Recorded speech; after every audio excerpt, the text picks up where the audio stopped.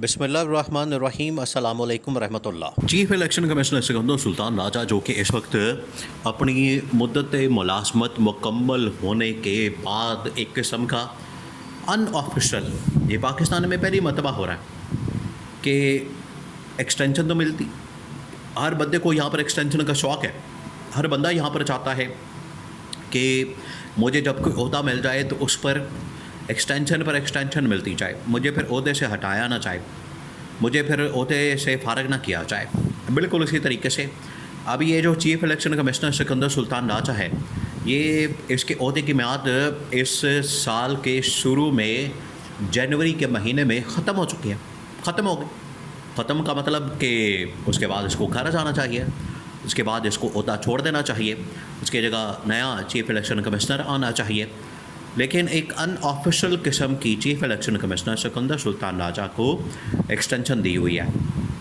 ना वो जा रहा है, ना उसकी जगह कोई और आ रहा है, और ना ही बाकायदा तौर पर नोटिफिकेशन निकाला गया है, ना बताया गया है, ना ऑफिशियली अनाउंस किया गया है कि ये 1 साल मज़ीद रहेगा, 2 साल मज़ीद रहेगा, उसके बाद हम नया चीफ़ इलेक्शन कमिश्नर लाएंगे। और ना ही ये बताया जा रहा है कि कितनी देर रहेगा और कब जाएगा, और अगर इसने जाना नहीं तो कितनी देर रहेगा। ये तमाम चीज़ें, ये वो सवालात हैं जो कि इस वक्त निज़ाम के अंदर मौजूद तमाम लोग इस पर बात करते हैं। और आज पीटीआई की जानिब से इसके ऊपर इज़हार ख्याल किया जा रहा है, इसके ऊपर बात की जा रही है, इसके ऊपर गुस्से का इज़हार किया जा रहा है। ये मामला इमरान खान के सामने भी रखा गया। अब जितने इस वक्त पार्लियामेंटेरियंस मौजूद हैं वो भी सवालात उठा रहे हैं। और एक इंतहाई अहम तरीन केस जमशेद हस्ती का, जिसको डिग्री की बुनियाद के ऊपर डिस्क्वालीफाई किया गया, ना अहल किया गया स्पीकर रियाज सादिक के रेफरेंस के ऊपर। उसने जब लाहौर हाई कोर्ट से रजू किया तो फ़ैसला जमशेद हस्ती के हक़ में आ गया, वो जीत गया, उसको बहाल कर दिया गया। और ये चीफ़ इलेक्शन कमिश्नर की जो पोजीशन है उसकी साख है, उसकी क्रेडिबिलिटी है, और उसकी जो 2 नंबरी है उसके मुनाफ, और जो उसका कॉन्डक्ट है उसके ऊपर बराह रास्त सवालिया निशान है। सबसे पहले तो आप इस बात को समझें, जमशेद हस्ती जो कि पाकिस्तान की सियासत में काफ़ी अर्से से तो काम कर रहा है, लेकिन अवामी सियासत करने वाला, इमरान खान के साथ खड़ा होने वाला, और इमरान खान के साथ खड़ा होने की वजह से उसकी पदाश में इसने बहुत सारा जुल्म सहा, बड़ा इसने तशद्दुद बर्दाश्त किया, इसने ये जुल्म बर्दाश्त किया।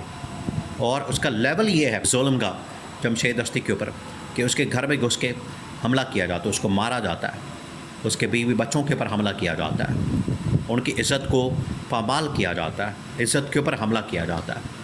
जब आप किसी के घर में घुस के उसकी बीवी के ऊपर, बच्चों के ऊपर हमला करेंगे तो आप असल में उसकी इज़्ज़त के ऊपर हमला करते हैं। ये सब कुछ उसने बर्दाश्त किया। आज उसको पकड़ के तो डिस्क्वालीफाई कर दिया गया, और केस क्या बना, जाली डिग्री का। ये स्पीकर रियाज सादिक कौमी असम्बली की जानिब से रेफरेंस जब भेजा गया इलेक्शन कमीशन ऑफ पाकिस्तान को, तो इलेक्शन कमीशन ऑफ पाकिस्तान ने इसके ऊपर कोई तहकीक नहीं की, इसके ऊपर सोचा नहीं, परखा नहीं, जांचा नहीं, और इसकी तहकीकात नहीं की, इन्वेस्टिगेशन नहीं की, और इसको बाकायदा तौर पर जांच पड़ताल नहीं की। बग़ैर सोचे समझे बस वही आंखें बंद करके, क्योंकि इनकी आंखों के ऊपर पट्टी बंधी हुई है इंतकामी कार्रवाई की, तो इंतकामी कार्रवाई करके और इंतकामी कार्रवाई का निशाना बनाने की गरज से जमशेद हस्ती को पकड़ के तो इन लोगों ने सज़ा सुना दी।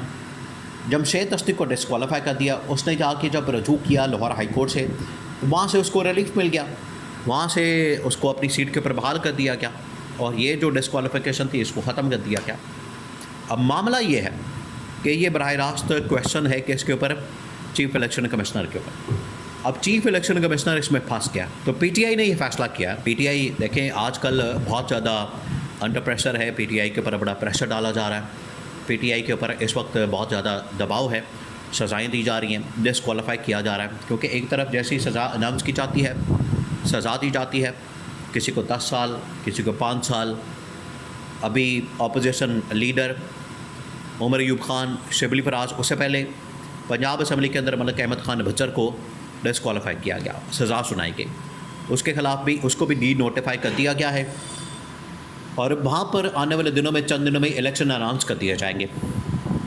बिल्कुल उसी तरीके से जो इलेक्शन जो कौमी असम्बली के अंदर डी नोटिफाई हो रहे हैं, डिस्क्वालीफाई हो रहे हैं, सज़ा हो रही है, वो भी डिस्क्वालीफाई हो जाएंगे।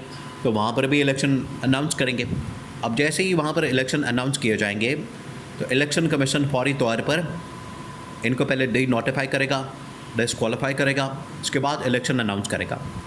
तो पीटीआई तो इलेक्शन कमीशन ऑफ पाकिस्तान के ख़िलाफ़ जा रही है। अब पाकिस्तान में इमरान खान के सामने जब ये मामला रखा गया कि पाकिस्तान में अब ये नया खाता खुल गया, चीफ़ इलेक्शन कमिश्नर को इस्तेमाल किया जा रहा है और उसके ज़रिए से डिस्क्वालीफाई भी किया जा रहा है, डी नोटिफाई भी किया जा रहा है और मुल्क के अंदर नए इंतखाबात भी अनाउंस किए जा रहे हैं। इमरान खान ने कहा कि ये हो नहीं सकता मौजूदा इलेक्शन कमीशन की मौजूदगी में जो इस वक्त सेटअप कायम है, तमाम मेंबरान इलेक्शन कमीशन के और ये चीफ इलेक्शन कमिश्नर, ये हो नहीं सकता इनकी मौजूदगी में फ्री एंड फेयर, ट्रांसपेरेंट, साफ और शफाफ इलेक्शन इंतखाबात मुनक्किद हो जाए।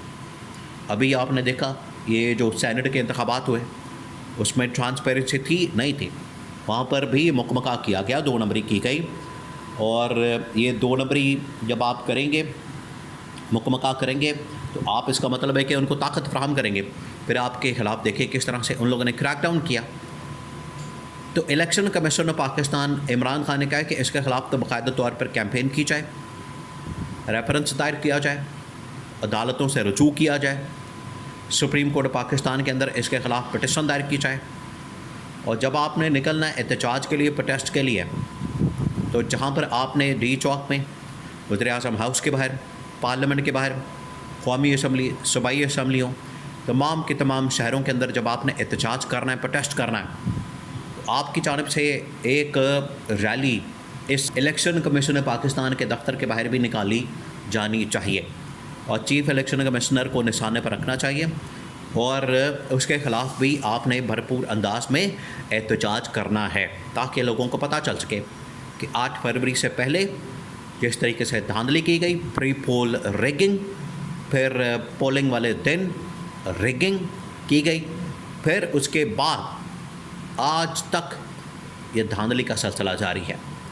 तो इसको आपने एक्सपोज करना है, बेनकाब करना है, इसको नंगा करना है, इसको दुनिया के सामने रखना है, पाकिस्तान के अंदर भी, इंटरनेशनल लेवल के ऊपर भी। ये इमरान खान की इंस्ट्रक्शंस थी और जितनी देर तक आप इसको फारग नहीं कर देते, छोटे नहीं करा देते, घर नहीं भेज देते, उतनी देर तक ये पूरी टीम है, ये जो मौजूदा इस वक्त निज़ाम है, सेटअप है नून लीग और पीपल्स पार्टी का, ये उसका हिस्सा है। जिस तरह से काजी फाइज जैसा सहूलतकारी कर रहा था, पूरी टीम का हिस्सा था, बी टीम बना हुआ था, बिल्कुल उसी तरीके से ये जो chief election commissioner Sikandar Sultan Raja है, ये इस टीम का हिस्सा बना हुआ है, बतौर बी टीम काम करता है, सहूलतकारी करता है। इसको भी साथ में घर भेजना ये इस एहतजाजी एजेंडे का हिस्सा होगा।